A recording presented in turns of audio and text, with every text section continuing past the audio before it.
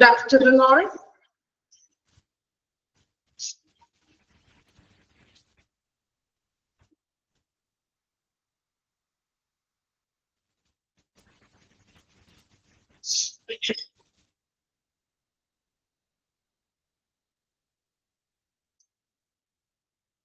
Okay, നമുക്ക് class start ചെയ്യാം.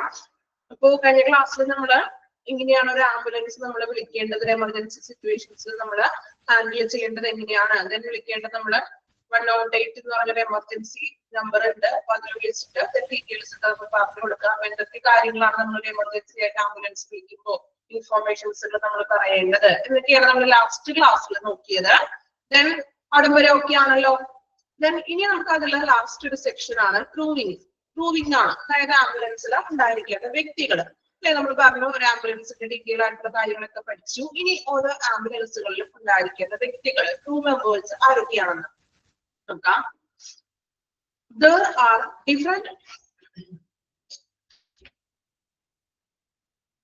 There are different levels of qualifications that the ambulance crew may hold, from holding the formal qualification to having a fully qualified doctor on board.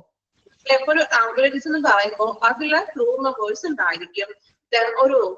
From holding formal qualification, ഏറ്റവും താഴ്ന്ന ഒരു formal ആയിട്ടുള്ള qualification ഉള്ള വ്യക്തികൾ തുടങ്ങി fully qualified ആയിട്ടുള്ള ഒരു doctors വരെ ആംബുലൻസിൽ അവൈലബിൾ ആയിരിക്കും. Then most ambulance services requires at least 2 crew members. Underline ചെയ്യാട്ടോ. എല്ലാ ആംബുലൻസിലും ഏത് ലെവലുള്ള ആംബുലൻസിലാണെങ്കിലും അറ്റ്ലീസ്റ്റ് 2 crew members ഉണ്ടായിരിക്കണം. 2 എന്നുള്ളത് അണ്ടർലൈൻ ചെയ്യാട്ടോ. ഓക്കെ, ഏത് ലെവലുള്ള ആംബുലൻസ് ആണെങ്കിലും നമ്മൾ പറഞ്ഞു പല രീതിയിലുള്ളത്, advanced life support, basic life support അല്ലെ. അപ്പൊ ഏത് ലെവലുള്ള ആംബുലൻസ് ആണെങ്കിലും അറ്റ്ലീസ്റ്റ് ഒരു 2 crew members ആംബുലൻസിൽ ഉണ്ടായിരിക്കണം. Then one to drive and one to attend to patient. രണ്ടുപേരുണ്ടായിരിക്കണം. ഒന്ന് ഡ്രൈവ് ചെയ്യാനും then അതുപോലെ തന്നെ എന്താണ് പേഷ്യന്റിനെ അറ്റൻഡ് ചെയ്യാനായിട്ടും ഒരു വ്യക്തിയും ഉണ്ടായിരിക്കണം. വോയിസ് കുറവാണോ? കേൾക്കുന്നുണ്ടോ ഞാൻ പറയണത്?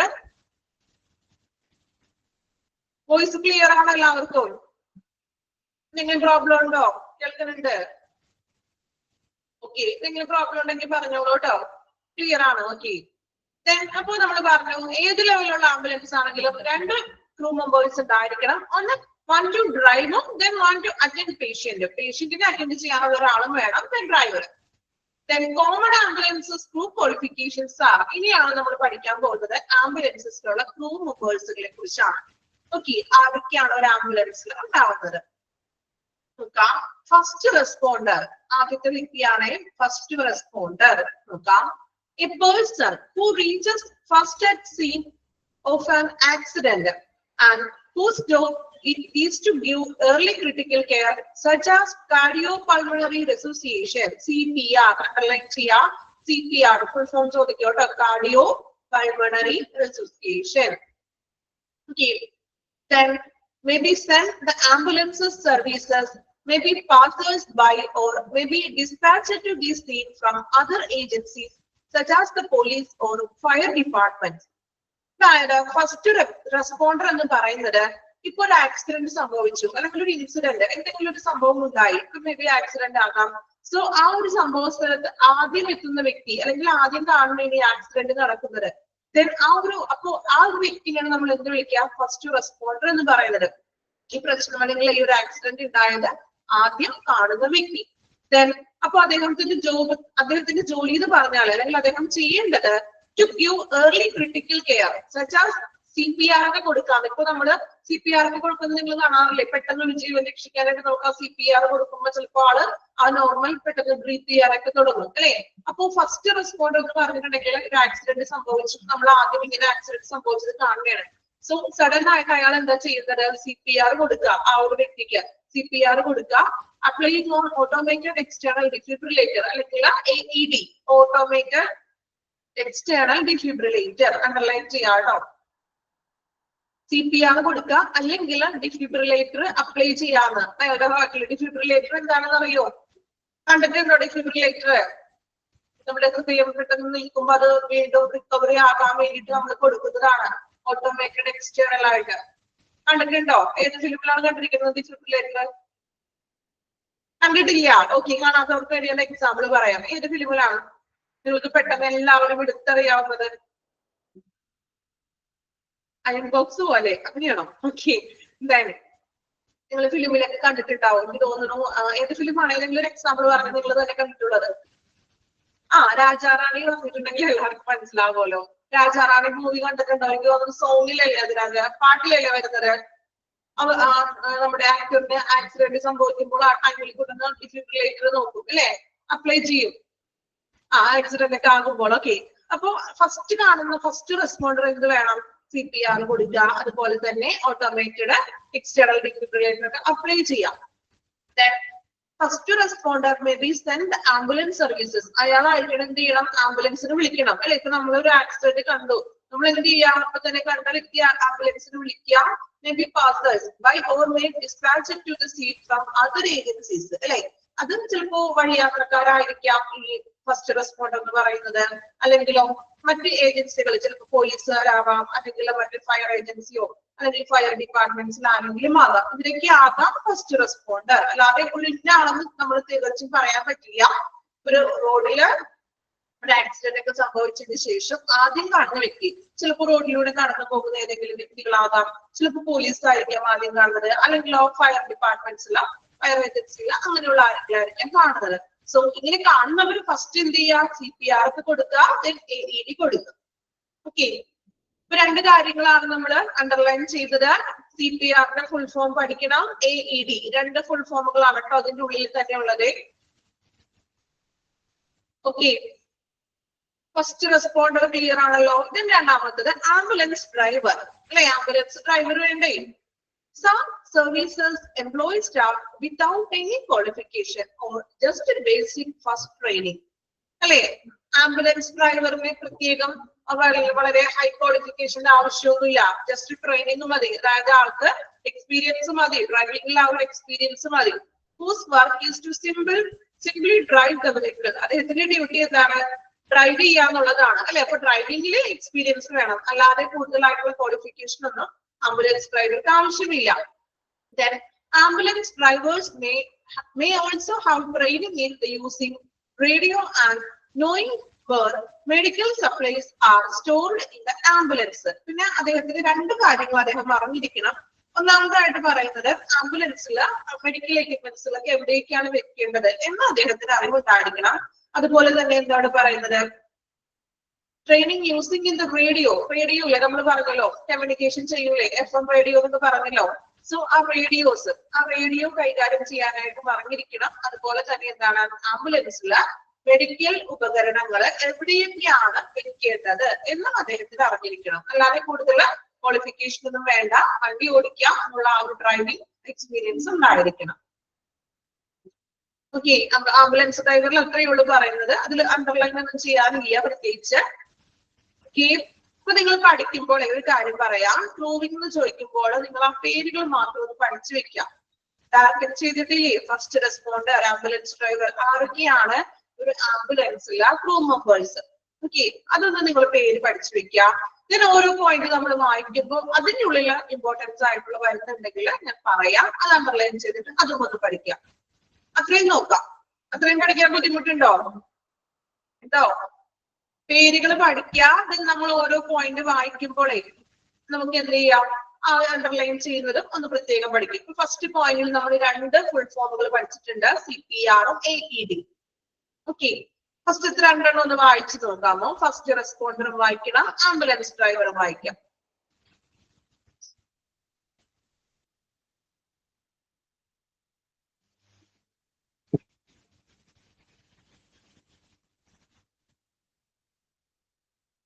സിമ്പിൾ ആണ് കേട്ടോ, ജസ്റ്റ് ഒന്ന് മനസ്സിലാക്കി വായിക്കാനുള്ളൂ. ഇതില് ഞാൻ ഇമ്പോർട്ടന്റ് ആയിട്ടുള്ളത് നമുക്ക് അണ്ടർലൈൻ ചെയ്തിട്ട് പഠിക്കാം.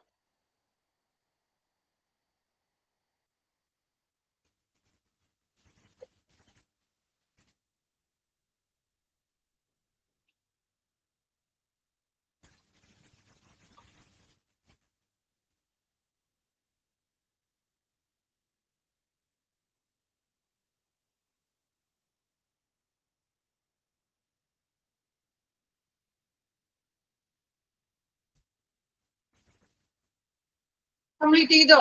രണ്ടെണ്ണം വായിച്ചോ? ദെൻ ഇനി മൂന്നാമത്തെ ക്രൂം ആരാണെന്ന് നോക്കാം. Non emergency attendant. Non emergency attendant. This role has different levels of training across the world. ഈ ഒരു റോള് പല രാജ്യങ്ങളിലും പല പല പല ലെവൽസിലാണ്, അല്ലെങ്കിൽ പല പേരുകളിലാണ്, പല റോളുകളാണ്. But these staff are commonly only needed to carry out patient transport duties. Non emergency അറ്റൻഡന്റിന്റെ മെയിൻ ആയിട്ടുള്ള റെസ്പോൺസിബിലിറ്റീസ് പറഞ്ഞിട്ടുണ്ടെങ്കിൽ പേഷ്യന്റിന്റെ ട്രാൻസ്പോർട്ട് ചെയ്യുന്നതിന് ഹെൽപ്പ് ചെയ്യാം. പേഷ്യന്റിനെ നമ്മൾ ട്രാൻസ്പോർട്ട് ചെയ്യുമ്പോൾ അവരെ ഹെൽപ്പ് ചെയ്യാം, അവരെ ക്യാരി ചെയ്യാം. അതാണ് ഈ നോൺ എമർജൻസി അറ്റൻഡന്റിന്റെ duty. Which can include stretcher or wheel chair cases. പേഷ്യന്റിനെ നമ്മൾ സ്ട്രക്ചറിൽ നിന്ന് അകത്തോട്ട് കടത്താനോ അല്ലെങ്കിൽ വീൽ ചെയറിൽ എത്തിക്കാനോ ഇതിങ്ങനെയൊക്കെയാണ് നമ്മുടെ നോൺ എമർജൻസി അറ്റൻഡന്റ് ചെയ്യേണ്ടത്. rather than acute care. acute care എന്ന് വെച്ചാൽ എന്താണ്? എമർജൻസി ആയിട്ടുള്ള കെയറുകളൊന്നും കൊടുക്കണ്ട, അല്ലാതെയുള്ള അതുപോലെ പേഷ്യന്റിനെ നമ്മള് സ്ട്രക്ചറിൽ നിന്ന് കിടത്താനോ അല്ലെങ്കിൽ വീൽ ചെയറിലൊക്കെ ഒന്ന് ഇരുത്താനോ അങ്ങനെയുള്ള കാര്യങ്ങളാണ് നോൺ എമർജൻസി അറ്റൻഡ് ചെയ്യേണ്ടത്. Then depended on provider, they may be instructed in a first aid or extend skills such as use of an AED, oxygen therapy and other life-saving or palliative skills. അതുപോലെ തന്നെ depended on provider, നമ്മുടെ പ്രൊവൈഡറിന്റെ dependent അനുസരിച്ചിട്ട് പേഷ്യന്റിനെ നോക്കിയിട്ട് നമുക്ക് ഇവർക്ക് പ്രഥമ ശുശ്രൂഷ കൊടുക്കാൻ സാധിക്കുന്നു. ഫസ്റ്റ് എയ്ഡ് കൊടുക്കാം, അതുപോലെ തന്നെ AED നമ്മൾ പറഞ്ഞല്ലോ ഓട്ടോമാറ്റിക് എക്സ്റ്റേണൽ കൊടുക്കാം. They may give emergency cover when other units are not obtainable or when accompanied by a fully qualified technician or paramedic. വായിച്ചിട്ട് ഞാൻ പറയാം കേട്ടോ. അതായത് ഇവിടെ പറയുന്നത് നോൺ എമർജൻസി അറ്റൻഡ് എന്ന് പറഞ്ഞിട്ടുണ്ടെങ്കിൽ അദ്ദേഹത്തിന് അവരുടെ ഡ്യൂട്ടി എന്ന് പറഞ്ഞിട്ടുണ്ടെങ്കിൽ പേഷ്യന്റിനെ ട്രാൻസ്പോർട്ട് ചെയ്യുമ്പോൾ അവരെ ക്യാരി ചെയ്യാം. അവരുടെ ഡ്യൂട്ടി അവരെ നമ്മൾ നല്ല രീതിയിൽ ഹെൽപ്പ് ചെയ്യാം. ഇപ്പൊ സ്ട്രക്ചർ അതുപോലെ വീൽ ചെയറിൽ നിന്നൊക്കെ പേഷ്യന്റിനെ കിടത്താനോ അല്ലെങ്കിൽ അതിൽ നിന്നൊക്കെ അവരെ കൊണ്ടുപോകാനൊക്കെയാണ് മെയിൻ ആയിട്ട് അവർ ചെയ്യേണ്ട ഡ്യൂട്ടി എന്ന് പറയുന്നത്. ദെൻ പേഷ്യന്റിന്റെ നോക്കിയിട്ട്, അതായത് പേഷ്യന്റിനെ നോക്കിയിട്ട് പേഷ്യന്റിന്റെ സാഹചര്യം അനുസരിച്ചുകൊണ്ട് ഇവർക്ക് പേഷ്യന്റിന് ഫസ്റ്റ് എയ്ഡ് കൊടുക്കാം, അല്ലെങ്കിൽ ഓട്ടോമേറ്റഡ് എക്സ്റ്റേണൽ ഡിഫിബ്രിലേറ്റർ കൊടുക്കാം. പക്ഷെ കൊടുക്കുന്നത് ഒരു ഫുള്ളി ക്വാളിഫൈഡ് ആയിട്ടുള്ള ടെക്നീഷ്യനോ അല്ലെങ്കിൽ ഒരു പാരാമെഡിക്കിന്റെ സാന്നിധ്യത്തിൽ അവരുടെ ഇൻസ്പെക്ഷനോട് കൂടി മാത്രം ഇവർക്ക് കൊടുക്കാമെന്ന്, അല്ലാതെ അവർക്ക് തനിയെ അവർ മാത്രം ഉള്ളെങ്കിൽ അങ്ങനെ കൊടുക്കാൻ പാടില്ല. ഒരു ഫുള്ളി ക്വാളിഫൈഡ് ആയിട്ടുള്ള ഒരു ടെക്നീഷ്യനും അല്ലെങ്കിൽ പാരാമെഡിക് ഒക്കെ ഉണ്ടെങ്കിൽ മാത്രമേ അവരുടെ കീഴില് ഇവർക്ക് എന്ത് ചെയ്യാം, ഫസ്റ്റ് എയ്ഡ് കൊടുക്കാം അല്ലെങ്കിൽ എന്താ ഓക്സിജൻ തെറാപ്പി ഒക്കെ കൊടുക്കാം. ഓക്കെ, ക്ലിയർ ആണോ? നോൺ എമർജൻസി അറ്റൻഡ് ഞാനത് മനസ്സിലാക്കി പഠിക്കാം, സിമ്പിൾ ആക്കി പഠിക്കാം. അതിൽ പ്രത്യേകിച്ച് അണ്ടർലൈൻ ചെയ്യാനില്ല. AED നമ്മൾ ഓൾറെഡി അണ്ടർലൈൻ ചെയ്തിട്ടുണ്ട് അല്ലെ? Next one emergency care assistant. നോക്കാം, emergency care assistant. Frontline ambulances drivers who arrive at occurrences in both emergency and non-emergency situations. ഇനി എമർജൻസി കെയർ അസിസ്റ്റന്റ് എന്ന് പറഞ്ഞിട്ടുണ്ടെങ്കിൽ പേഷ്യന്റിന്, അതായത് ഇപ്പൊ ഹു അറൈവ്സ് വരുന്ന പേഷ്യന്റ്, നമ്മൾ കൊണ്ടുപോകുന്ന പേഷ്യൻസ് ചിലപ്പോ എമർജൻസി പേഷ്യൻസ് ആവാം, അല്ല എങ്കിൽ നോൺ എമർജൻസി ആയിട്ടുള്ള പേഷ്യന്റിനെ ആണെങ്കിൽ ആ പേഷ്യന്റിനെയൊക്കെ അസിസ്റ്റ് ചെയ്യുന്ന വ്യക്തി, ഹെൽപ്പ് ചെയ്യാവുന്ന ഏത് കാര്യങ്ങളും ഇപ്പൊ ട്രാൻസ്പോർട്ട് ചെയ്യുന്ന ടൈമിലാണെങ്കിലും മറ്റും ഹെൽപ്പ് ചെയ്യുന്ന വ്യക്തി. എമർജൻസി ആണെങ്കിലും then എമർജൻസി അല്ലാത്ത സിറ്റുവേഷൻ ആണെങ്കിലും പേഷ്യന്റിനെ അസിസ്റ്റ് ചെയ്യുക. ഇനി അവരുടെ ജോബിനെ കുറിച്ച് പറയുന്നത്, their job is to help the technician or paramedic. അവരുടെ ജോലി എന്താണ്? പാരാമെഡിക്കിനെയും ടെക്നീഷ്യൻസിനെയും അവരുടെ ഒപ്പം നിന്ന് അവരൊന്ന് ഹെൽപ്പ് ചെയ്യാവുന്ന. എങ്ങനെയാണ്? they are working with carry out their duties.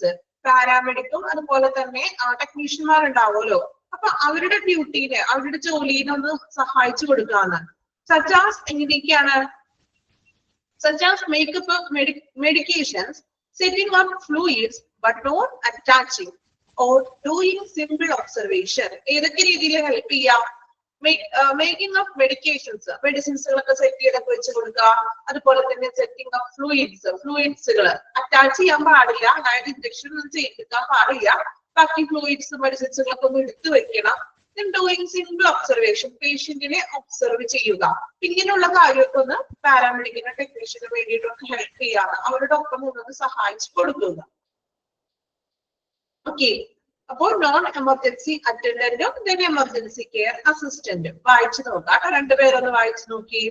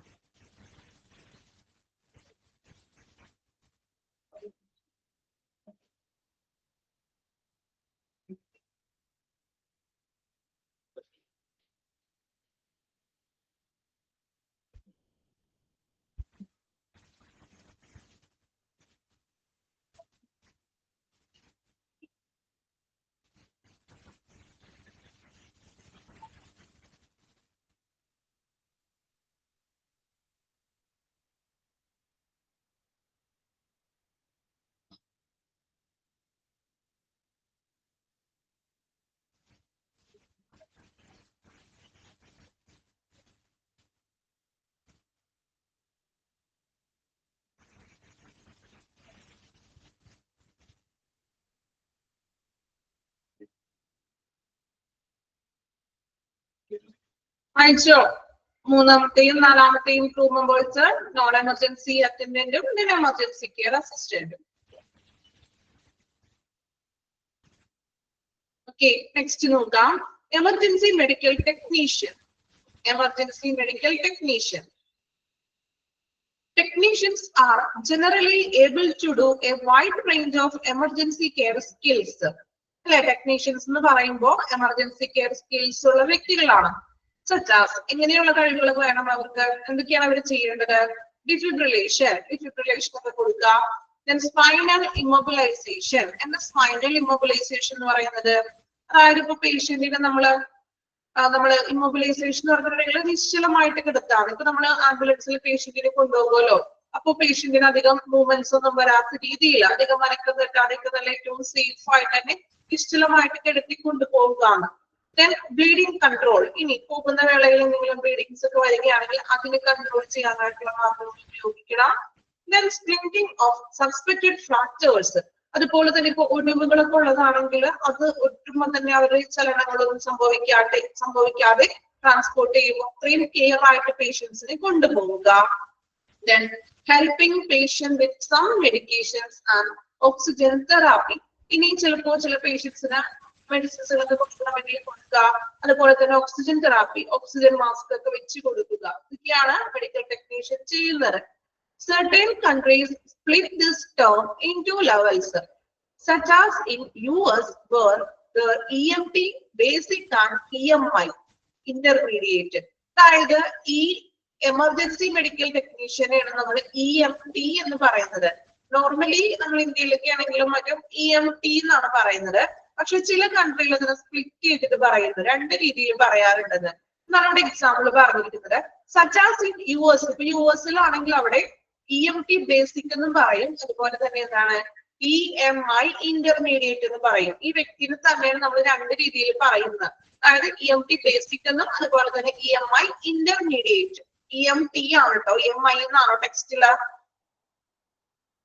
Text ബുക്കിലൊന്ന് നോക്കി. EMT ഇന്റർമീഡിയറ്റ് ആണ് കേട്ടോ. EMT ആണ് എമർജൻസി മെഡിക്കൽ ടെക്നീഷ്യൻ.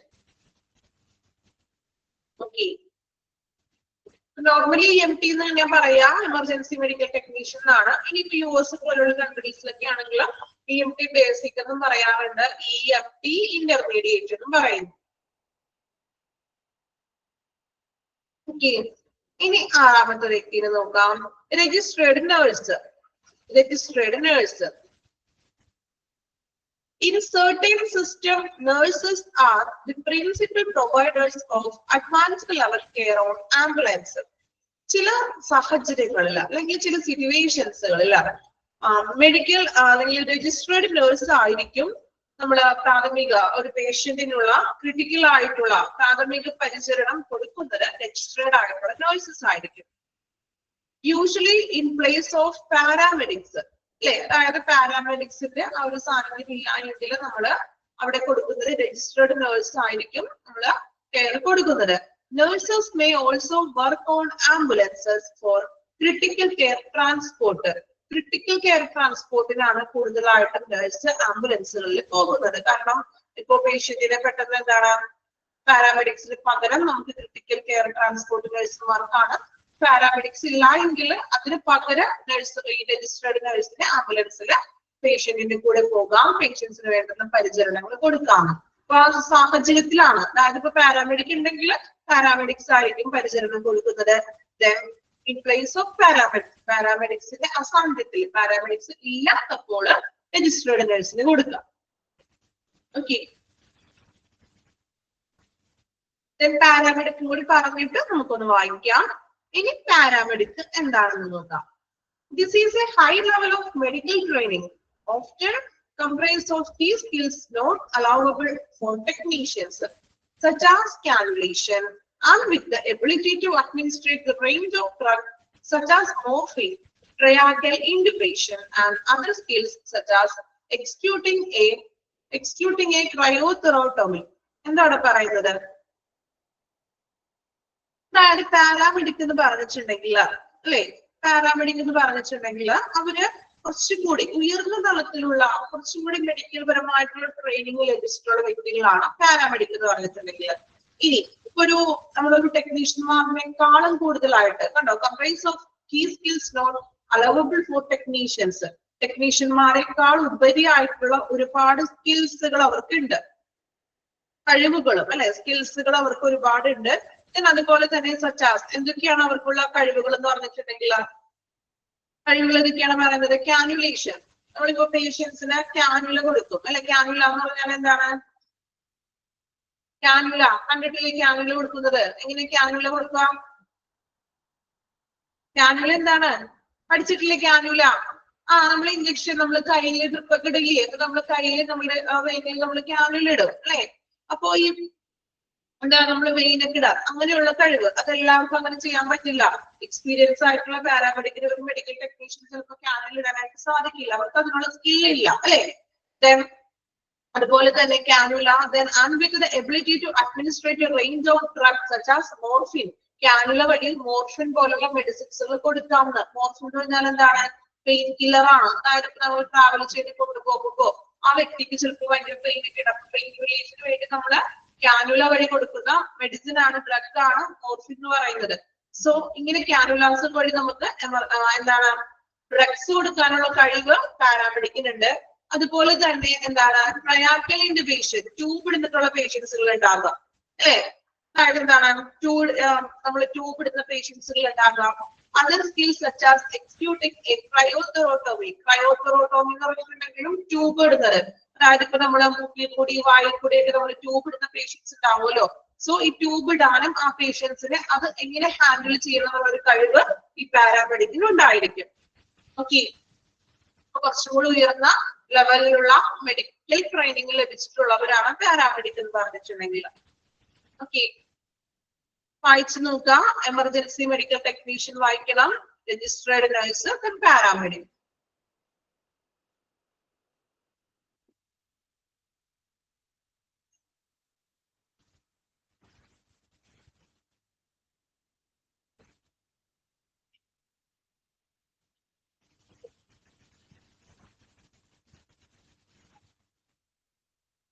ക്രയോതെറോട്ടമി എന്ന് പറഞ്ഞിട്ടുണ്ടെങ്കിൽ ഒരു എമർജൻസി കേസസ് തന്നെയാണ്. ട്യൂബ് ഇടുന്ന പേഷ്യൻസുകളൊക്കെ ഉണ്ടല്ലോ, അത് തന്നെ ഉദ്ദേശിക്കുന്നത് കേട്ടോ. ഡീറ്റെയിൽ ഒന്നും പഠിക്കാനില്ല, ജസ്റ്റ് അത് അവര് എന്തൊക്കെ അവർക്ക് ചെയ്യാമെന്നുള്ളത് മാത്രം പറഞ്ഞിട്ടുള്ളൂ കേട്ടോ. അതിന്റെ ഡീറ്റെയിൽ ആയിട്ടൊന്നും വേണ്ട, ജസ്റ്റ് അത് ട്യൂബ് ഇടുന്ന പേഷ്യൻസിലൊക്കെ ഉണ്ടാവുമല്ലോ ക്രിട്ടിക്കൽ സിറ്റുവേഷൻസിൽ, അപ്പൊ അത് അവർക്ക് ഹാൻഡിൽ ചെയ്യാനായിട്ട് സാധിക്കും. ട്യൂബ് ഇടാനോ അല്ലെങ്കിൽ അത് ചേഞ്ചസ് എന്തെങ്കിലും വരുത്താനോ മെഡിസിൻസ് കൊടുക്കാനൊക്കെ സാധിക്കും.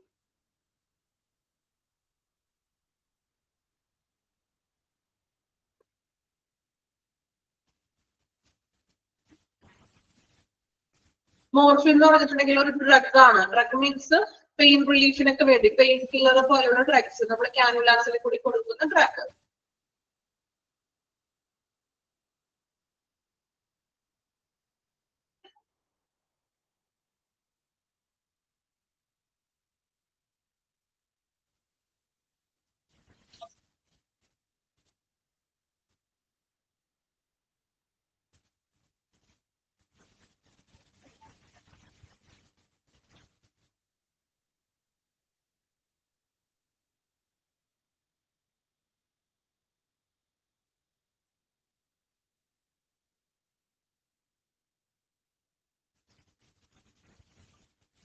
ട്രയാക്കിൾ ഇന്റബേഷൻ എന്ന് പറഞ്ഞാൽ ട്യൂബ് ഇടുന്ന പേഷ്യന്റ് ക്രിട്ടിക്കൽ ആയിട്ട് നമ്മൾ ട്യൂബ് ഒക്കെ ഇട്ട് കൊണ്ടുപോകുകയും മറ്റൊരു ഹോസ്പിറ്റലിലൊക്കെ ഷിഫ്റ്റ് ചെയ്യുമല്ലോ ആംബുലൻസിൽ.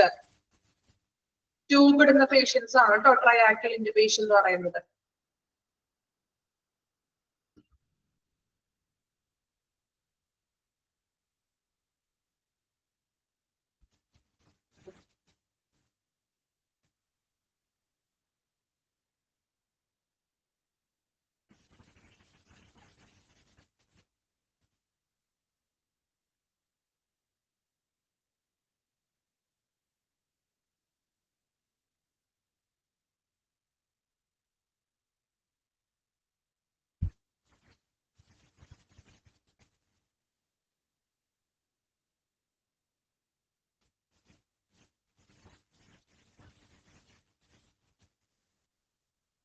വായിച്ചെല്ലാവരും. The next one, emergency care practitioner. This position is outlined to bridge the link between ambulance care and the care of a general practitioner. Emergency care practitioner എന്ന് പറഞ്ഞിട്ടുണ്ടെങ്കിൽ ആംബുലൻസ് കെയർ അല്ലെങ്കിൽ ഒരു ആംബുലൻസ് ഡ്രൈവറും അല്ലെങ്കിൽ ഒരു general പ്രാക്ടീഷണറും തമ്മിൽ നല്ലൊരു ബന്ധമുള്ള കണക്ഷൻ ഉള്ള ഒരു വ്യക്തിയാണ്. ECPS, ECP എന്ന് പറഞ്ഞാൽ എമർജൻസി കെയർ പ്രാക്ടീഷണർ ആണ്. ECP are already eligible paramedics to have gone through further training. പാരാമെഡിക്കിനേക്കാളും കുറച്ചുകൂടി ഫർദർ ആയിട്ടുള്ള ട്രെയിനിങ് ഉള്ള വ്യക്തിയാണ് എമർജൻസി കെയർ പ്രാക്ടീഷണർ എന്ന് പറയുന്നത്. And are trained to dictate medicines for longer period care. അതുപോലെ തന്നെ എന്താണ് പേഷ്യൻസിന് ഇപ്പൊ ലോങ്ങർ പീരീഡ് ലോങ് ആയിട്ടുള്ള ഒരു വേറൊരു ഹോസ്പിറ്റലിലോട്ട് കൊണ്ടുപോവുകയാണ്. ചിലപ്പോൾ ഒരു യാത്ര മണിക്കൂറുകളോളം ഒരു യാത്രയാണെന്ന് വിചാരിക്കാം. Such as antibiotics as well as well-being trained in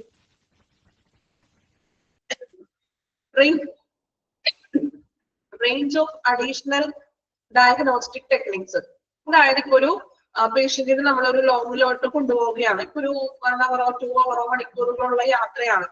maybe transport ചെയ്യണമായിരിക്കും പേഷ്യന്റിന് മറ്റൊരു ഹോസ്പിറ്റലിലോട്ട് ഷിഫ്റ്റ് ചെയ്യാൻ വേണ്ടി കൊണ്ടുപോകുന്ന അത് ആ ഒരു ടൈമില്ല. സച്ചസ് ആന്റിബയോട്ടിക്സുകൾ കൊടുക്കുക പേഷ്യന്റിന് അല്ലെ, പേഷ്യന്റിന് മെഡിസിൻസുകളൊക്കെ കൊടുക്കാനും ആന്റിബയോട്ടിക്സുകൾ കൊടുക്കാനും ഇതിന് അഡീഷണൽ ഡയഗ്നോസ്റ്റിക് ടെക്നിക്സുകൾ എന്തെങ്കിലും ടെസ്റ്റുകളൊക്കെ ചെയ്യാനും ഇദ്ദേഹത്തിന് സാധിക്കുന്നുണ്ട്. അതായത് പാരാമെഡിക്കിനേക്കാളും കുറച്ചും കൂടി ഉയർന്ന ഹൈ ലെവൽ സ്കിൽസും ട്രെയിനിങ്ങും ലഭിച്ച വ്യക്തിയാണ് എമർജൻസി കെയർ പ്രാക്ടീഷണർ എന്ന് പറയുന്നത്. അപ്പൊ മെഡിസിൻസുകൾ കൊടുക്കാം, ടെസ്റ്റുകൾ ഉണ്ടെങ്കിൽ ടെസ്റ്റുകൾ നടത്താം. ലോങ് പീരീഡ് ആയിട്ടുള്ള ഒരു ട്രാവൽ ആണെങ്കിൽ ആ ഒരു ടൈമിൽ വേണ്ട മെഡിസിൻസുകളും കാര്യങ്ങളും ഈ ഒരു എമർജൻസി കെയർ പ്രാക്ടീഷണർക്ക് പേഷ്യന്റിന് നൽകാനായിട്ട് സാധിക്കും. ഫിസിഷ്യൻ അസിസ്റ്റന്റ് ഇത് കംപ്ലീറ്റ് ചെയ്യാലോ എന്നിട്ട് വായിക്കാം കേട്ടോ. Physician assistant. Physician assistant are seen mainly in English-speaking countries. Physical assistant എന്ന് പറഞ്ഞിട്ടുള്ള ഒരു പോസ്റ്റ് ശരിക്കും ഇംഗ്ലീഷ് സ്പീക്കിംഗ് കൺട്രീസിലാണ് കൂടുതലായിട്ട് കാണപ്പെടുന്നത്. Are known as physician associates in some countries. ഇനി ചില രാജ്യങ്ങളിലാണെങ്കിലോ physician associates എന്ന് പറയും. ഓക്കെ, ഇനി physician assistant, that is PA, is mirrors the practice of a physician and are able to provide a range of medical skills as a physician provides. ഒരു physician എങ്ങനെയാണോ physician provide ചെയ്യുന്ന പ്രവർത്തനങ്ങൾ എങ്ങനെയാണോ അതുപോലെ തന്നെ സെയിം പ്രവർത്തനങ്ങൾ ഇദ്ദേഹത്തിന് ചെയ്യാനായിട്ട് കഴിയുന്നു. അതായത് ഒരു ഫിസിഷ്യന്റെ അസിസ്റ്റന്റ് ആണ്, പക്ഷെ ഒരു ഫിസിഷ്യന് ചെയ്യാൻ പറ്റുന്ന പോലെ തന്നെ എല്ലാ കാര്യങ്ങളും ഇദ്ദേഹത്തിന് ചെയ്യാൻ സാധിക്കും. They normally work in association with a physician, though in an ambulance. ഒരു ഫിസിഷ്യനെ പോലെ തന്നെ ആംബുലൻസിൽ വർക്ക് ചെയ്യാണ്. Environment, this may be not possible. Instead, advanced direction or electronic communication is available to physician assistant to consult with the physician if needed. ഇനി ഇവിടെ പറയുന്നത് ഇപ്പൊ physician assist ചെയ്ത വ്യക്തിയാണ്. സോ ഒരു ഫിസിഷ്യൻ എങ്ങനെയാണോ ചെയ്യുന്നത് അതുപോലെ ഇദ്ദേഹത്തിന് ചെയ്യാൻ സാധിക്കും. അപ്പൊ ഒരു ആംബുലൻസിൽ ഒന്നില്ലെങ്കിൽ ഒരു ഫിസിഷ്യൻ മതിയാകും, അല്ലെങ്കിൽ ഒരു ഫിസിഷ്യൻ അസിസ്റ്റന്റ്, ഏതെങ്കിലും ഒരു വ്യക്തി മതി. ഇനി ഫിസിഷ്യൻ അസിസ്റ്റന്റ് ആണ് ഒരു ആംബുലൻസിൽ ഉള്ളതെങ്കിൽ എന്തെങ്കിലും ഡൗട്ട്സുകളോ മെഡിസിൻസിനെ കുറിച്ച് ചോദിക്കാനുണ്ടെങ്കിൽ അദ്ദേഹത്തിന് ഇലക്ട്രോണിക് കമ്മ്യൂണിക്കേഷൻ വഴി നമ്മൾ പഠിച്ചല്ലോ FM എങ്ങനെയാണോ റേഡിയോ കമ്മ്യൂണിക്കേഷൻ ഒക്കെ വഴി നമുക്ക് ട്രാൻസ്മിറ്റ് ഒക്കെ വഴി ഫിസിഷ്യനോട് ആവശ്യമുണ്ടെങ്കിൽ സംശയങ്ങളൊക്കെ ഉണ്ടെങ്കിൽ അദ്ദേഹത്തിന് അത് ചോദിച്ച് ക്ലിയർ ചെയ്യാനും സാധിക്കുന്നു. അപ്പൊ ഒന്നില്ലെങ്കിൽ ഫിസിഷ്യൻ മതി, അല്ലെങ്കിൽ ഫിസിഷ്യൻ അസിസ്റ്റന്റ് മതി. രണ്ടു പേരിൽ ഒരാൾ ആംബുലൻസിൽ മതി. മേ ബി ഫിസിഷ്യൻ അസിസ്റ്റന്റ് മാത്രമുള്ളൂ. ചില സന്ദർഭത്തിൽ അദ്ദേഹത്തിന് എന്തെങ്കിലും ഡൗട്ട്സുകളോ മെഡിസിൻസിന്റെ എന്തെങ്കിലും സംശയം ഉണ്ടെങ്കിൽ അദ്ദേഹത്തിന് എന്ത് ചെയ്യാം, ഇലക്ട്രോണിക് കമ്മ്യൂണിക്കേഷൻ വഴി ഫിസിഷ്യനെ മീറ്റ് ചെയ്തിട്ട് ചോദിക്കാം. ക്ലിയർ ആണോ? ഇത് കൂടുതലായിട്ടും ഇംഗ്ലീഷ് സ്പീക്കിംഗ് കൺട്രീസിലാണ്, മീൻസ് അബ്രോഡിലൊക്കെയാണ് കൂടുതലും ഇങ്ങനെയുള്ള ഒരു ഫിസിഷ്യൻ അസിസ്റ്റന്റ് എന്നുള്ളൊരു ക്രൂ വരുന്നത്.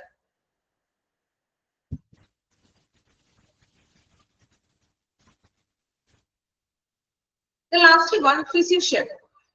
Doctors may be present in a specialist ambulance units, most notably the air ambulances. പുതിയ ഡോക്ടേഴ്സ് ഫിസിഷ്യന്റെ സാന്നിധ്യം വേണ്ടത് എപ്പോഴും കൂടുതൽ എയർ ആംബുലൻസസിലൊക്കെയാണെന്ന്. ഇനി എയർ ആംബുലൻസസ് എന്ന് പറയുമ്പോൾ എങ്ങനെയുള്ള പേഷ്യൻസ് ഒക്കെ ആയിരിക്കും എയർ ആംബുലൻസിൽ? എങ്ങനെയുള്ളതായിരിക്കും? എയർ ആംബുലൻസസിൽ കൊണ്ടുപോവുക എന്ന് പറഞ്ഞിട്ടുണ്ടെങ്കിൽ നമുക്ക് ചിന്തിച്ചൂടെ, മോസ്റ്റ് ക്രിട്ടിക്കൽ ആയിരിക്കും. ചിലപ്പോ ഓർഗൻ ട്രാൻസ്പ്ലാന്റേഷനൊക്കെ വേണ്ടിയിട്ടായിരിക്കാം, അല്ലെ? വളരെ എമർജൻസി ആയിട്ടുള്ള തരത്തിലുള്ളതായിരിക്കാം. സോ അത്തരത്തിലുള്ള എയർ ആംബുലൻസസിൽ നമ്മൾ എന്താണ്, നിർബന്ധമായിട്ട് ഒരു ഫിസിഷ്യൻ ആവശ്യമാണ്. Additional skills such as use of prescription medicines, അതായത് അധികം ആവശ്യമാണ് മെഡിസിൻസ് ഒക്കെ പ്രിസ്ക്രിപ്ഷൻ ഒക്കെ തയ്യാറാക്കാനും പേഷ്യന്റിന് വേണ്ടിയുള്ള ഇമീഡിയറ്റ് ആയിട്ടുള്ള ട്രീറ്റ്മെന്റ്സ് കൊടുക്കാനും എമർജൻസി ആംബുലൻസിൽ, അതായത് എയർ ആംബുലൻസിൽ ഫിസിഷ്യന്റെ സാന്നിധ്യം ആവശ്യമാണ്. വായിച്ചു നോക്കുക കേട്ടോ. ലാസ്റ്റ് മൂന്നെണ്ണം വായിക്കാം. Emergency care practitioner, physician assistant, then physician.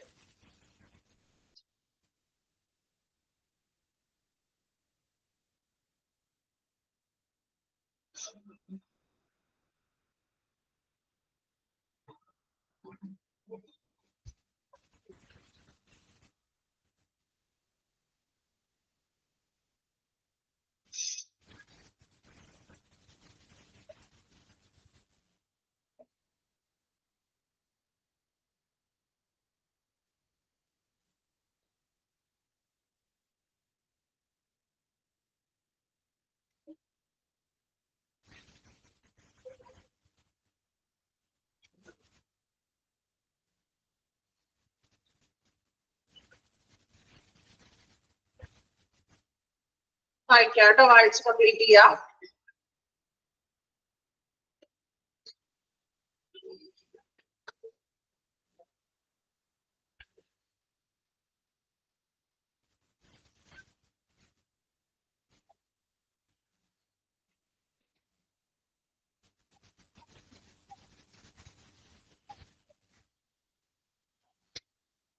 എട്ടാമത്തേതായിരുന്നു emergency care practitioner. അതായത് നമ്മൾ പറഞ്ഞു ഫിസിഷ്യൻ ആയിട്ടും അതിൽ ആംബുലൻസ് ഡ്രൈവർ ആയിട്ടൊക്കെ ഒരു ലിങ്ക് ഉള്ള വ്യക്തിയാണ്. ദെൻ ഫർദർ പാരാമെഡിക്സിനേക്കാൾ കൂടുതലായിട്ട് ട്രെയിനിങ് ഉള്ളതാണ്. പേഷ്യന്റിന് നമ്മള് ഒരു ലോങ് പീരീഡിൽ കൊണ്ടുപോകുന്ന പേഷ്യൻസ് ആണെങ്കിൽ അവർക്ക് മെഡിസിൻസ് കൊടുക്കാനും ടെസ്റ്റുകളൊക്കെ നടത്താനും അദ്ദേഹത്തിന് സാധിക്കുന്നു.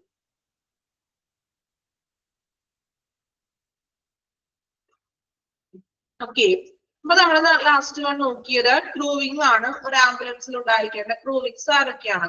ഫസ്റ്റ് റെസ്പോണ്ടർ വേണം, ambulance driver, non emergency attendant, emergency care assistant, then emergency medical technician, registered nurse,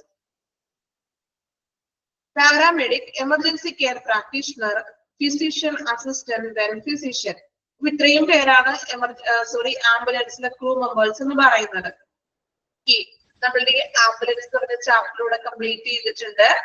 വളരെ ചെറിയ ചാപ്റ്റർ ആണ്, ഒരുപാട് ലെങ്തി ആയിട്ടുള്ള ചാപ്റ്റർ ഒന്നുമല്ല.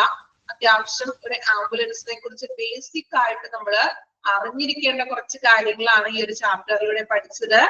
ദെൻ ഈ ചാപ്റ്റർ നല്ല ചാപ്റ്റർ ആയിരുന്നില്ലേ? ഇഷ്ടമായി ഈ ചാപ്റ്റർ? ഇഷ്ടപ്പെട്ടോ? കുറെ പേർക്ക് ഇഷ്ടമൊന്നും പറ്റിട്ടില്ല, കുറച്ചുപേര് ഉറങ്ങിയാണ്. ഞങ്ങൾ ഇതിന്റെ ഇടയിൽ എങ്ങനെ കേൾക്കാൻ അവസ്ഥ അല്ലെ? അങ്ങനെയാണോ? നമുക്ക് കൂടുതലായിട്ട് അറിയാൻ പറ്റിയില്ല നിങ്ങൾക്ക്. ഇപ്പൊ ഉറങ്ങുന്ന ആൾക്കാരൊക്കെ ഉണ്ട് കേട്ടോ. ഉറങ്ങുന്ന ആൾക്കാരൊക്കെ എണീറ്റോളൂ, ചാപ്റ്റർ കഴിഞ്ഞത്. ഓക്കെ, നല്ല ഉച്ച സമയമാണല്ലോ അല്ലെ? ഭക്ഷണമൊക്കെ കഴിച്ചു കഴിഞ്ഞാൽ അത്യാവശ്യം ഒന്നും ഉറങ്ങാൻ പറ്റുന്ന സമയമാണല്ലോ. അതുകൊണ്ടാണ് ഞാൻ ചോദിച്ചത്.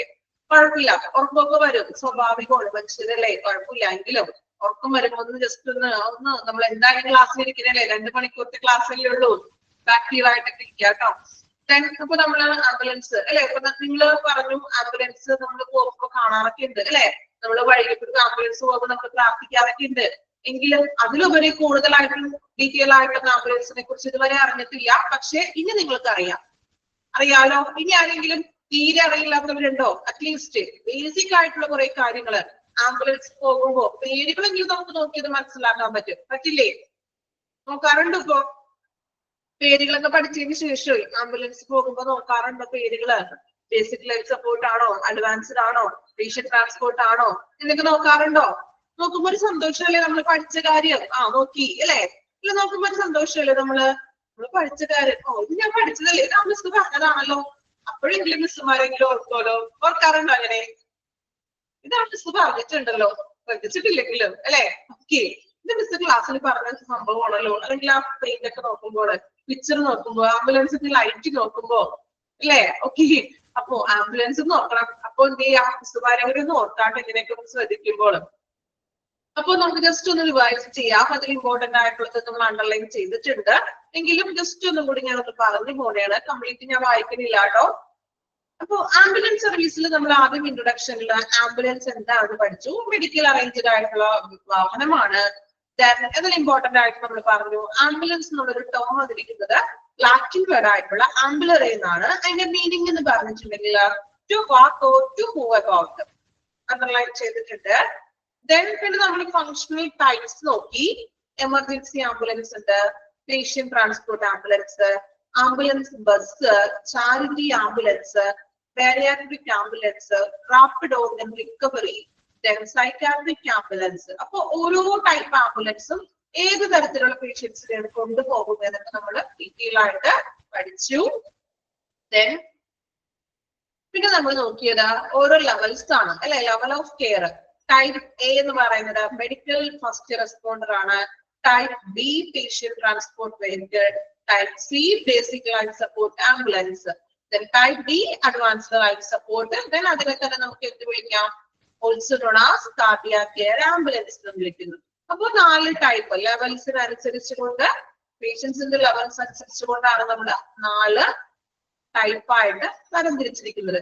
ഞാൻ പറയുന്നത് ക്ലിയർ ആണോ? മറ്റെന്തെങ്കിലും ഡിസ്റ്റർബൻസ് ഉണ്ടോ? ക്ലിയർ ആണോ? മറ്റു പുറമേ വേറെ എന്തെങ്കിലും സൗണ്ട്സുകൾ കേൾക്കണുണ്ടോ? വേറെ എന്തെങ്കിലും സൗണ്ട്സ് കേൾക്കണുണ്ടോ? ഇല്ല, ഓക്കെ, കുഴപ്പമില്ല. ഓക്കെ, നമ്മുടെ അടുത്ത് ഓണാഘോഷ പരിപാടികളൊക്കെ നടന്നുകൊണ്ടിരിക്കുന്നുണ്ട്. അപ്പൊ അതിന്റെ എന്തെങ്കിലും പാട്ടും കാര്യങ്ങളൊക്കെ കേൾക്കുന്നുണ്ടെന്ന് ചോദിച്ചാൽ കുഴപ്പമൊന്നുമില്ല, ക്ലിയർ ആണ്. ഓക്കെ, അപ്പോ 4 ടൈപ്സുകള് നോക്കാം. പിന്നെ നമ്മൾ നോക്കിയത് എക്യുപ്മെന്റ്സുകളാണ്. നമ്മൾ ആ ആംബുലൻസില് സർവ്വസാധാരണമായിട്ടുള്ള എക്യുപ്മെന്റ്സുകൾ. 2 വേ റേഡിയോ ഉണ്ട്, അതില് മൊബൈൽ ഡാറ്റ ടെർമിനല്, അതുപോലെ തന്നെ എന്താണ് CCTV, tail lift ramp, chroma lighting, air conditioning, data records. പിന്നെ അതില് മെയിൻ ആയിട്ട് പാസീവ് വിഷ്വൽ വാർണിംഗ്സ്, ആ ചിഹ്നങ്ങളും ഇത് പഠിക്കണം, പിക്ചറുകൾ കേട്ടോ. അപ്പൊ നമ്മൾ ഇന്ത്യയില് കോമൺ ആയിട്ട് ഉപയോഗിക്കുന്നതോ സ്റ്റാർ ഓഫ് ലൈറ്റ്, റെഡ് ക്രോസും ആണ്. അബ്രോഡ്സിലൊക്കെയാണ് റെഡ് ക്രോസും മാൽപ്പിയസ് ക്രോസും വരുന്നത്. അപ്പൊ ഒന്ന് നോക്കി വെച്ചേക്കാം സൈഡുകൾ കേട്ടോ, star of light, red cross. Okay, ഇത് നമ്മൾ ആംബുലൻസിന്റെ ആ ഒരു ക്രോസ് സ്റ്റിക്കർ ഡിസൈൻസിനെ കുറിച്ച് പഠിച്ചു. Pattern marking. ഏതൊക്കെയായിരുന്നു? Active visual warnings. എന്തൊക്കെയാണ് വിഷ്വൽ വാർണിംഗ്സുകൾ? അതുപോലെ ഓഡിയബിൾ ആയിട്ടുള്ള നമ്മൾ മറ്റേ ബെല്ലിന്റെ കാര്യമൊക്കെ പറഞ്ഞു, സൈറത്തിന്റെ കാര്യങ്ങളൊക്കെയാണ് അവിടെ പറഞ്ഞത്. ഇനി കോസ്റ്റ് വെരി വെരി ഇമ്പോർട്ടന്റ് ആണ് ഈ ഒരു സെക്ഷൻ. കോസ്റ്റില് ഗവൺമെന്റ് ഫണ്ടേഡ് ഉണ്ട്, privately funded services, charity funded services, hospital funded services. Important ആണ്, എക്സാമിൽ ചോദിക്കാൻ ചാൻസ് ഉണ്ട്. ഓക്കെ, ഗവൺമെന്റ് ഫണ്ടേഡ് എന്താണെന്ന് പഠിക്കണം, പ്രൈവറ്റ് ഫണ്ടേഡ്, ചാരിറ്റി, ഹോസ്പിറ്റൽ ഫണ്ടേഡ്. പിന്നെ നമ്മൾ എമർജൻസി സർവീസിൽ വിളിക്കേണ്ട നമ്പർ ഓർത്ത് വെക്കാം, 108. അത് എങ്ങനെയാണ് വർക്ക് ചെയ്യേണ്ടത്, വിളിക്കുമ്പോഴുള്ള കാര്യങ്ങളൊക്കെ എന്തൊക്കെയാണെന്ന് നമ്മൾ പഠിച്ചിട്ടുണ്ട്. ഇനി നമ്മൾ ഇന്ന് എടുത്തത് ക്രൂയിങ് അല്ലെ, ആരൊക്കെയാണ് ഒരു ആംബുലൻസിലുള്ള ക്രൂ മെമ്പേഴ്സ്. ക്രൂ അംഗങ്ങളുടെ പേരുകൾ പഠിക്കുക. അതിൽ തന്നെ ഫുൾ ഫോമിലുണ്ട് CPR, AED, ഓക്കെ. പിന്നെ എമർജൻസി EMT, എമർജൻസി ടെക്നീഷ്യൻ ആണ് EMT എന്ന് പറയുന്നത്. ഓക്കെ. ഇത്രയും കാര്യങ്ങളാണ് നമ്മളുടെ ഈ ഒരു ആംബുലൻസ് എന്ന് പറഞ്ഞൊരു ചാപ്റ്ററിൽ നമ്മൾ പഠിച്ചത്. പഠിച്ചോ? ഒരു 50% നിങ്ങൾ പഠിച്ചിട്ടുണ്ടെന്നാണ് എന്റെ ഒരു വിശ്വാസം. പഠിച്ചോ? നമ്മളുടെ അറ്റ്ലീസ്റ്റ് ക്ലാസ് കേട്ട ഒരു അറിവിലൂടെ കുറച്ച് കാര്യങ്ങളൊക്കെ നിങ്ങൾ പഠിച്ചിട്ടുണ്ട് അല്ലേ? നിങ്ങൾ അറിയാതെ നിങ്ങൾ പഠിച്ചു എന്ന് പറയാം അല്ലേ? അതല്ലെങ്കിൽ ടീച്ചർ ഇങ്ങനെ 1 മണിക്കൂർ ഇങ്ങനെ ഒരാളിങ്ങനെ പറഞ്ഞ കാര്യങ്ങളെ. ഓക്കെ. അപ്പോ നന്നായിട്ട് പഠിക്കാം. ഇനിയും പഠിക്കാനുള്ളവരുണ്ട്. സോ പഠിക്കണം. ഇതൊക്കെ നമുക്ക് എളുപ്പം പെട്ടെന്ന് പഠിച്ചെടുക്കാൻ പറ്റുന്ന ചാപ്റ്ററുകളാണ്. സോ സമയം കിട്ടുമ്പോൾ നിങ്ങൾ എക്സാമിന് വേണ്ടിയോ അല്ലെങ്കിൽ ഒരു റിവിഷൻ നടത്താൻ വേണ്ടിയോ ഒന്നും കാത്തിരിക്കേണ്ട. നിങ്ങൾ എന്ത് ചെയ്യുക? നിങ്ങളെ കൊണ്ട് സമയം കിട്ടുന്നത് പോലെ നിങ്ങൾ പഠിക്കാം. പിന്നെ ഓരോരുത്തർക്ക് ചിലപ്പോൾ ബിസി ആയിട്ടുള്ളവരുണ്ടാകാം, വർക്ക് ചെയ്യുന്നവരുണ്ടാകാം. എങ്കിലും നമുക്ക് വേണ്ടി നമ്മൾ എന്ത് ചെയ്യുക? കുറച്ച് സമയം മാറ്റി വെക്കുക. അത് നമുക്കേ ചെയ്യാൻ പറ്റുള്ളൂ. മറ്റൊരാൾക്ക് നമുക്ക് വേണ്ടി സമയം കണ്ടെത്താൻ പറ്റുമോ? ഇല്ല. അപ്പൊ നമ്മൾ തന്നെ എന്ത് ചെയ്യാം? അഡ്ജസ്റ്റ് ചെയ്ത് നമുക്ക് വേണ്ടി കുറച്ച് സമയം നമുക്കായിട്ട് മാറ്റി വെക്കുക. ഒരു 6 മാസത്തെ കാര്യമില്ല, കോഴ്സല്ലേ ഉള്ളൂ. നമുക്ക് വേണ്ടി കുറച്ച് സമയമൊക്കെ മാറ്റി വെച്ച് കുറച്ച് ഉറക്കമൊക്കെ ഒന്ന് കുറക്കാം. ചില ആൾക്കാരെ ഉറക്കത്തിൽ കോംപ്രമൈസ് ഇല്ലാത്ത ആളുകളൊക്കെ ഉണ്ടാകും ഇല്ലേ? ഞാൻ പണ്ട് തുടങ്ങി ഞാൻ പഠിക്കാറില്ല ടീച്ചർ ഏതായിരിക്കും അല്ലെ? അപ്പൊ കുറച്ച് നാളത്തേക്കല്ലേ കുറച്ച് ഉറക്കമൊക്കെ മാറ്റി വെച്ചിട്ടൊക്കെ ഒന്ന് പഠിച്ചോളൂ. 6 മാസത്തെ കാര്യമില്ലേ നമ്മള്.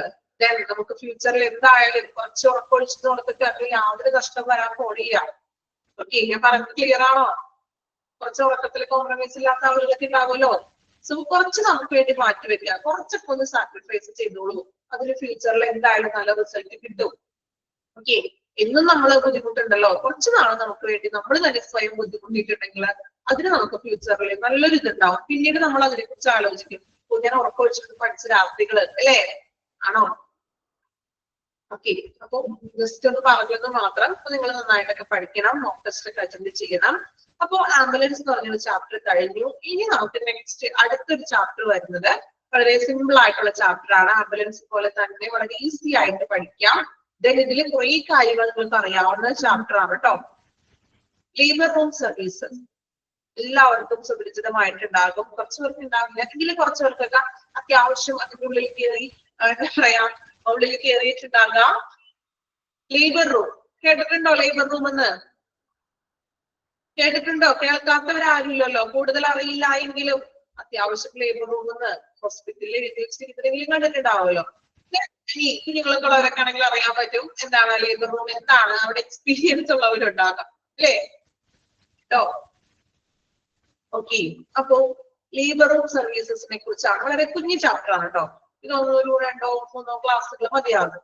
ഒരുപാടൊന്നും ഡീറ്റെയിൽ ആയിട്ടൊന്നുമില്ല. അത്യാവശ്യം ഒരു ലേബർ റൂം എന്താണ്, ഹോസ്പിറ്റലിന്റെ ഇനി അവിടുത്തെ പ്രവർത്തനങ്ങള്, സ്റ്റാഫുകള്, ഇതൊക്കെയാണ് നമുക്ക് ഈ ഒരു ലേബർ റൂം സർവീസസിനെ കുറിച്ച് പഠിക്കാനുള്ളത്. ഇനി ലേബർ റൂം എന്ന് പറയുമ്പോൾ എന്തെല്ലാം കാര്യങ്ങളാണ് നിങ്ങൾക്ക് അറിയാവുന്നത്? നിങ്ങളോട് ഞാൻ ചോദിക്കട്ടെ. ആദ്യം നിങ്ങൾക്ക് അറിയാവുന്ന കാര്യങ്ങൾ ആദ്യം പറയും, എന്നിട്ട് നമുക്ക് ചാപ്റ്ററിലോട്ട് പോയാൽ മതി. ലേബർ റൂം എന്ന് പറയുമ്പോൾ എന്തൊക്കെ കാര്യങ്ങൾ അറിയാം? ഡെലിവറിക്ക് വേണ്ടിയിട്ടാണ്. ഓക്കെ. എസ്പെഷ്യലി ഫോർ വുമൻസിനാണ്. വേറെ എന്തൊക്കെ കാര്യങ്ങൾ അറിയാം ലേബർ റൂമില്? എക്സാമിനേഷൻ ഒക്കെ നമ്മൾ ചെയ്യുന്നു. പ്രഗ്നന്റ് വുമണിന് എക്സാമിനേഷൻ ഒക്കെ ചെയ്യും. വേറെ എന്തൊക്കെയാണ് അറിയാവുന്നത്? പറഞ്ഞോളൂ. തിയററ്റിക്കൽ ആയിട്ടൊന്നും എനിക്കൊന്നും അങ്ങനെയൊന്നും വേണ്ട. നിങ്ങൾക്ക് അറിയാവുന്ന കാര്യങ്ങൾ നിങ്ങൾ പറഞ്ഞോളൂ. അനസ്തീഷൻ ഒക്കെ കൊടുക്കും. ഓക്കെ. ഇടയ്ക്ക് ഡോക്ടർ വരും. നമുക്ക് കുറെ ടെസ്റ്റുകളും കാര്യങ്ങളൊക്കെ ചെയ്യും. പിന്നെ എന്തൊക്കെയാണ്? ഒബ്സർവേഷൻ നമുക്ക് ലഭിക്കും അല്ലെ ലേബർ റൂമില്.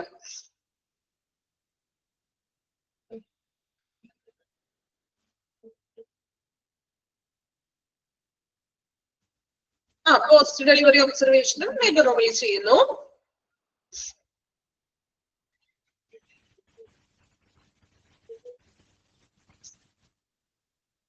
ചൈൽഡ് കെയർ ആണ്. ഓക്കെ. അപ്പൊ കുറച്ച് കാര്യങ്ങളൊക്കെ നിങ്ങൾക്ക് അറിയാം അല്ലെ. ഇനി ലേബർ റൂമിൽ കയറിയിട്ടുള്ളവരുണ്ടോ? എത്ര പേരുണ്ട് ലേബർ റൂമിന്റെ ഉള്ളിൽ പ്രവേശിച്ചിട്ടുള്ളവര്? ഉണ്ട്. കുറെ പേരുണ്ട്. അപ്പൊ നിങ്ങളാണ് ഇനി പറഞ്ഞു തരേണ്ടത്. അപ്പൊ ഞാൻ ഡീറ്റെയിൽ ആയിട്ടൊന്നും പറയണ്ടല്ലോ. മറക്കാൻ പറ്റില്ല. വളരെ നല്ല എക്സ്പീരിയൻസ് ആണ് അല്ലെ. ഓക്കെ. അപ്പോ എക്സ്പീരിയൻസ് ഒക്കെ ഉണ്ട് എല്ലാവർക്കും. ഓക്കെ. അപ്പൊ ഇനി ലേബർ റൂമിൽ കയറാത്തവരുണ്ടാകാം. ദെൻ എന്താണ് ലേബർ റൂമിൽ കയറിയിട്ടുള്ളവരുണ്ടാകാം. അപ്പൊ എല്ലാവർക്കും വേണ്ടിയിട്ട് വളരെ ചെറിയൊരു ചാപ്റ്റർ ആണെങ്കിൽ നോക്കാം. നമുക്ക് ഇൻട്രൊഡക്ഷൻ ജസ്റ്റ് ഒന്ന് വായിക്കാം. ഒരുപാടൊന്നും ഞാൻ എടുത്തു പോണില്ല. ജസ്റ്റ് ഒന്ന് സ്റ്റാർട്ട് ചെയ്ത് വെക്കുന്നുള്ളൂ. Introduction. Obstetrics and gynecology services are practiced in almost all of the hospitals. Obstetrics എന്ന് പറഞ്ഞിട്ടുണ്ടെങ്കിൽ എന്താണ്? Obstetrics എന്ന് വെച്ചാൽ എന്താണ്? പ്രസവം നമ്മൾ ഡെലിവറി എന്ന് പറയുമല്ലോ, അങ്ങനെയാണ് നമ്മൾ obstetrics എന്ന് വിളിക്കുക. അതുപോലെ ഗൈനക്കോളജി സർവീസസ്. ഇനി ലേബർ റൂമിലെ ഗൈനക്കിന്റെ അല്ലെങ്കിൽ ഡെലിവറി മാത്രമാണോ ചെയ്യുന്നത്? ആണോ? ഡെലിവറി മാത്രമാണോ ലേബർ റൂമില്? അല്ല അല്ലേ? ആഫ്റ്റർ ഡെലിവറിക്ക് ചൈൽഡിനെ കെയർ ചെയ്യും, അല്ലാതെ വേറെ കേസസ് ഒക്കെ ഒന്നും എടുക്കില്ല. അതായത് ഇപ്പോ വുമൻസിന്റെ തന്നെ സർജിക്കൽ ആയിട്ടുള്ള ഗൈനക് സംബന്ധമായിട്ടുള്ള എന്തെങ്കിലും സർജറിയോ അങ്ങനെയുള്ള പ്രോസസ്സ് കൂടി നമ്മൾ ലേബർ റൂമിൽ ചെയ്യാറുണ്ട്. So obstetrics and gynecology services are practiced in almost all hospitals. അല്ലെ? എല്ലാ ഹോസ്പിറ്റൽസിലും ലേബർ റൂം സർവീസസ് അവൈലബിൾ ആണ്. obstetrics and gynecology വിഭാഗത്തിന് വേണ്ടിയിട്ട് എല്ലാ ഹോസ്പിറ്റലുകളിലും ലേബർ റൂം സർവീസസ് ഉണ്ട്. Then where obstetrics deals with the process of childbirth. obstetrics deals ചെയ്തിരിക്കുന്നത് എന്തിനെയാണ്? ചൈൽഡ്-ബർത്തിനെയാണ്. Notable functional area of the maternity ward are. Maternity വാർഡിലെ നോട്ടബിൾ ആയിട്ടുള്ള functional areas, maternity വാർഡിലെ ഏരിയകൾ ഏതൊക്കെയാണെന്നാണ് താഴെ കൊടുത്തിരിക്കുന്നത് പോയിന്റ്സുകളായിട്ട്. അതൊന്ന് സൈഡിൽ മാർക്ക് ചെയ്യണം.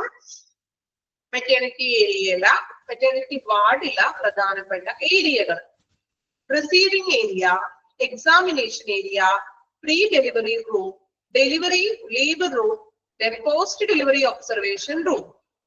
റിസീവിംഗ് ഏരിയ നമ്മൾ സ്വീകരിക്കുന്ന ആൾ റിസീവ് ചെയ്യുന്ന ഒരു ഏരിയ ഉണ്ട്. ദെൻ എക്സാമിനേഷൻ ഏരിയ നമ്മൾ പറഞ്ഞ ഒബ്സർവ് ചെയ്യും അല്ലെ, ഹാർട്ട് ബീറ്റ് എന്നൊക്കെ നോക്കാറുണ്ട് ഇടയ്ക്ക്. Observation area, pre delivery room, ഡെലിവറിക്ക് മുന്നായിട്ടുള്ള room. Then delivery or labour room, ഡെലിവറിക്ക് ആയിട്ടുള്ള room. Then post delivery observation room, ഡെലിവറിക്ക് ശേഷമുള്ള ഒബ്സർവേഷന് വേണ്ടിയിട്ടുള്ള റൂം. ഇതാണ് പ്രധാനമായിട്ടും മെറ്റേണിറ്റി വാർഡിലെ ഏരിയകൾ എന്ന് പറയുന്നത്. Okay, receiving, examination, pre delivery, delivery, post delivery. സൈഡില് നോട്ട് ചെയ്ത് വെക്കുക കേട്ടോ, മാർക്ക് ചെയ്ത് വെച്ചോളൂ ഏരിയകൾ ഏതൊക്കെയാണെന്ന്.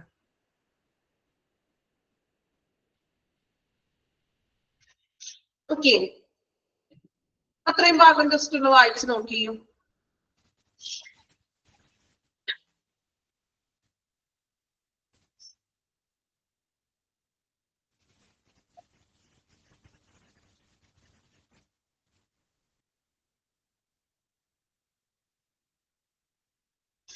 ലേബർ റൂം എന്ന് പറയുന്നത് ഒരു ഹോസ്പിറ്റലിലെ ഒബ്സ്ട്രിക്സ്, പ്രസവ നമുക്ക് ഡെലിവറിക്കായിട്ടും ഗൈനക് വിഭാഗത്തിനൊക്കെ വേണ്ടിയിട്ടുള്ള ഒരു ഏരിയ ആണ് ലേബർ റൂം എന്ന് പറയുന്നത്. മോസ്റ്റ് ഹോസ്പിറ്റൽ, എല്ലാ ഹോസ്പിറ്റലുകളിലും ഈ ലേബർ റൂം സർവീസസ് ലഭ്യമാണ്. ദെൻ ഒബ്സ്ട്രിക്സ് എന്ന് പറഞ്ഞിട്ടുണ്ടെങ്കിൽ ചൈൽഡ് ബർത്തിനെയാണ് ഡീൽ ചെയ്തിരിക്കുന്നത്. അതായത് നമ്മുടെ പ്രസവാനന്തരം അല്ലെങ്കിൽ ഡെലിവറിനെയാണ് നമ്മൾ ഡീൽ ചെയ്തിരിക്കുന്നത്. ദെൻ ഇനി മെറ്റേണിറ്റി വാർഡില് മെയിൻ ആയിട്ടുള്ള ഫങ്ഷണൽ ഏരിയകളാണ് താഴെ പോയിന്റ് ആയിട്ട് പറഞ്ഞിരിക്കുന്നത്. റിസീവിംഗ് ഏരിയ ഉണ്ട്, examination area, pre delivery room, delivery labour room, then post delivery observation room. ഇത്രയും കാര്യങ്ങളാണ് നമ്മൾ പറഞ്ഞത്. നെക്സ്റ്റ് പാരഗ്രാഫിലാണ് കുറച്ചും കൂടി ലേബർ റൂമിനെ കുറിച്ച് പറയുന്നത്.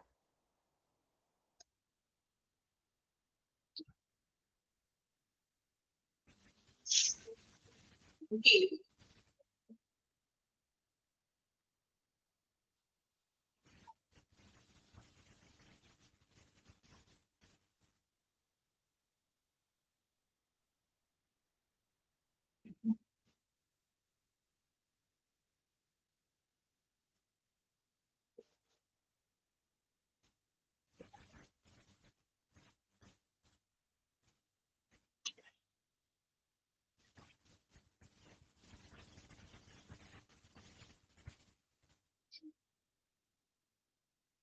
വായിച്ചോ അത്രയും ഭാഗം?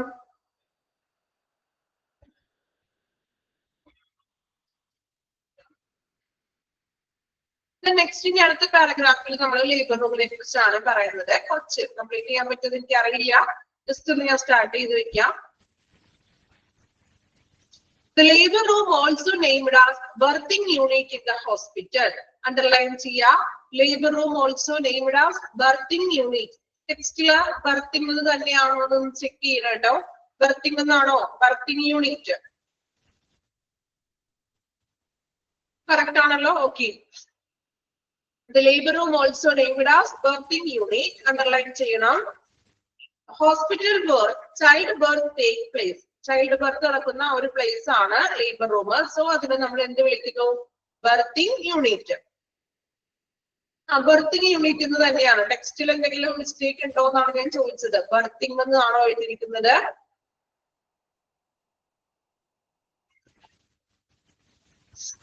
കറക്റ്റ് ആയിട്ടല്ലേ? ഓക്കെ. ബർത്തിങ് എന്നാണോ കിടക്കുന്നത്? ഓക്കെ, അത് ബർത്തിങ് എന്നാക്കാട്ടോ. എല്ലാവരുടെയും ടെക്സ്റ്റിൽ അങ്ങനെയാണോ? കുറച്ചു പേരുടെ ടെക്സ്റ്റിൽ വ്യത്യാസം ഉണ്ടോ? ആണോ? കുറച്ചു പേരുടെ വ്യത്യാസമുണ്ട്. BUTHING എന്നാണോ? ടെക്സ്റ്റിലാണ് ഞാൻ ചോദിച്ചത്. ഓക്കെ ആണോ? ഓക്കെ. ഇനി വ്യത്യാസം ഉണ്ടെങ്കിൽ ബർത്തിങ് എന്നാക്കാം. BIRTHING എന്നാക്കാം. ഓക്കെ.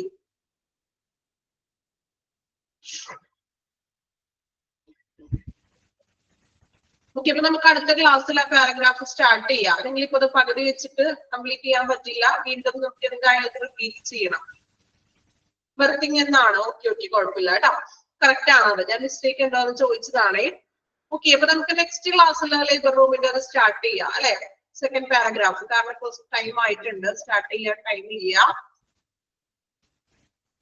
അപ്പൊ അടുത്ത ക്ലാസ്സിൽ വരുമ്പോഴേക്ക് നിങ്ങളൊന്ന് ജസ്റ്റ് ഒന്ന് വായിക്കണേ. ആ പാരഗ്രാഫ് ഒന്ന് വായിക്കണം കേട്ടോ. ഓക്കെ, ഇനി എന്തെങ്കിലും പറയാനുണ്ടോ ക്ലാസ്സിനെ കുറിച്ചോ? ഓക്കെ ആണോ എല്ലാവരും? ഉറക്കൊക്കെ പോയോ? എല്ലാവരും എണീറ്റോ? കുറച്ച് ആൾക്കാര് ഉറങ്ങിയിട്ടുണ്ടായിരുന്നു. കുറച്ച് ആളുകൾ ഉറങ്ങിയിട്ടുണ്ടോ? ഇല്ല, എല്ലാവരും ആക്റ്റീവ് ആയിട്ടുണ്ട് ക്ലാസ്സില്. ഓക്കെ, ഉറങ്ങിയിട്ടുള്ളവർക്ക് അറിയാം. അവർക്കൊക്കെ മാറ്റിക്കോളൂ. അടുത്ത ക്ലാസ്സിന് വേണ്ടി എല്ലാവരും റെഡി ആയിക്കോളൂ. ഓക്കെ, അപ്പോ പഠിക്കണം. ആംബുലൻസ് പറഞ്ഞ ചാപ്റ്റർ നമ്മൾ കംപ്ലീറ്റ് ചെയ്തിട്ടുണ്ട്. സൂപ്പർ ആണോ? എന്താണ് ക്ലാസ് ആണോ സൂപ്പർ ആണെന്ന് പറഞ്ഞത്? രേഷ്മ ഉറങ്ങിയിട്ടില്ല, ആക്റ്റീവ് ആയിട്ടിരിക്കണ ആണോ? ഓക്കെ, ആക്റ്റീവ് ആയിട്ടിരിക്കുക കേട്ടോ. ക്ലാസ് മിസ്സും ഓക്കെ, എല്ലാ മിസ്സുമാരും ആക്റ്റീവ് അല്ലേ? ഞങ്ങള് ഉറക്കം തൂങ്ങിയിരുന്നിട്ടുണ്ടെങ്കിലോ എന്തായിരിക്കും അപ്പൊ നിങ്ങളുടെ അവസ്ഥ അല്ലെ? അതുകൊണ്ട് ഞങ്ങൾ എപ്പോഴും ആക്റ്റീവ് ആയിട്ട് അല്ലെ? നിങ്ങളെപ്പോലെ ഓരോ ക്ലാസ് കഴിഞ്ഞിട്ട് ഓരോ ടീച്ചേഴ്സും നെക്സ്റ്റ് അടുത്ത ക്ലാസ്സിലോട്ടാണ് ഓരോ ക്ലാസ് കഴിഞ്ഞിട്ട് പോകുന്നത്. നമ്മളും ഭയങ്കര എന്താ പറയാ ടയേർഡ് ആയിട്ടുണ്ടെങ്കിൽ നിങ്ങൾക്കും അത് ടയേർഡ് ആയിട്ടിരുന്നിട്ടുണ്ടെങ്കിൽ നിങ്ങൾക്ക് അത് ബോറടിക്കില്ലേ? അതുപോലെ ആക്റ്റീവ് ആയിട്ടിരിക്കണം അല്ലെ? അപ്പൊ നമുക്ക് ഈ ഒരു 6 മാസം നല്ല രീതിയിൽ വളരെ എന്താ പറയാ നല്ലൊരു ഫ്രണ്ട്ലി മൈൻഡോട് കൂടി അല്ലെ? എന്തായാലും ഒരു നിങ്ങളെ കാണുന്നില്ല, നിങ്ങൾ ഞങ്ങൾ മാത്രം കാണുന്നുള്ളൂ അല്ലെ? മിസ്സുമാരെ കാണുന്നുണ്ട്, പക്ഷെ നിങ്ങളെ കാണാൻ പറ്റുന്നില്ല. എന്തായാലും നമുക്ക് മീറ്റ് ചെയ്യാലോ? ക്ലാസ് ഒക്കെ കഴിഞ്ഞ് സർട്ടിഫിക്കേഷൻ ഒക്കെ വരില്ലേ എല്ലാവരും? എല്ലാവരും വരില്ലേ സർട്ടിഫിക്കേഷൻ ഒക്കെ നമ്മള്? ഓക്കെ, അപ്പൊ എല്ലാവരും മീറ്റ് ചെയ്യാം. ഓക്കെ, അപ്പൊ നന്നായിട്ട് പഠിക്കണം. മോക്ക് ടെസ്റ്റുകൾ അറ്റൻഡ് ചെയ്യാം കേട്ടോ. Okay, thank you.